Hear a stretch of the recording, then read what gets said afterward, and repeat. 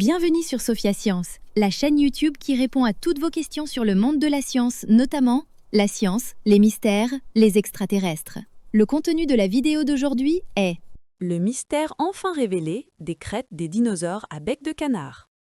Il y a environ 90 millions d'années, bien avant que l'être humain ne fasse son apparition sur Terre, une créature majestueuse dominait les plaines verdoyantes de l'Amérique du Nord. Ce géant herbivore, connu sous le nom de dinosaure à bec de canard ou hadrosaure, portait sur son crâne une structure aussi étrange que fascinante. Une crête énorme, élégamment courbée, qui ressemblait tantôt à une coupe de cheveux d'Elvis Presley, tantôt à une petite hachette plantée au-dessus de sa tête. Pendant longtemps, les scientifiques se sont demandé à quoi pouvait bien servir cette crête imposante, parcourue de tunnels aériens et de cavités internes.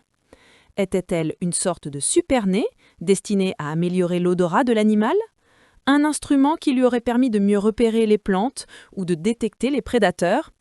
Aujourd'hui, nous savons que cette hypothèse est fausse.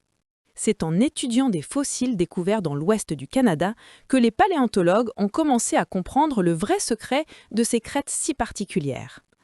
Parmi eux, David Evans, chercheur à l'Université de Toronto, a joué un rôle essentiel. En modélisant à 3 dimensions le cerveau et les voies respiratoires de ces dinosaures, il a pu éliminer les anciennes théories et révéler une vérité beaucoup plus captivante. La crête des hadrosaures n'était pas un outil pour respirer ou sentir, elle était un instrument pour communiquer. Une sorte de haut-parleur naturel, une chambre de résonance capable de produire des sons graves et puissants, ressemblant à ceux d'une corne de brume. Lorsque l'animal inspirait, l'air circulait dans les conduits tortueux situés à l'intérieur de la crête avant de redescendre vers les poumons. Et chaque passage d'air pouvait générer un appel sonore profond qui portait sans doute à des kilomètres. Mais l'histoire ne s'arrête pas là. Ce qui a vraiment intrigué les scientifiques, c'est le moment où cette crête se développait dans la vie de l'animal.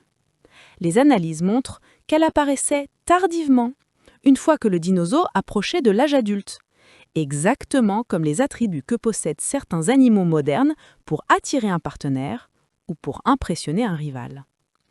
Autrement dit, la crête des lambéosaures était un signal, un symbole de maturité, de force et de désir, une structure faite pour être vue et entendue. Imaginez un mâle hadrosaure, massif, mesurant plus de 9 mètres de long, se dressant sur ses pattes arrière plus robustes que les pattes avant.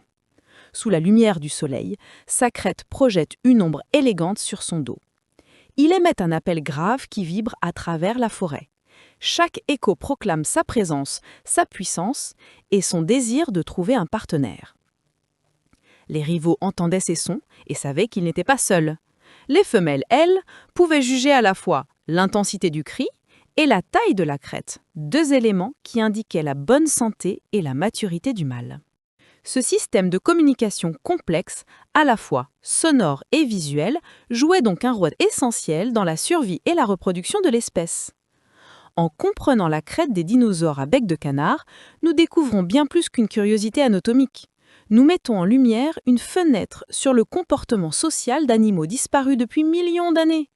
Ces hadrosaures, longtemps considérés comme des simples herbivores paisibles, se révèlent être des créatures complexes, capables de communiquer, de se séduire et même peut-être de protéger leur groupe.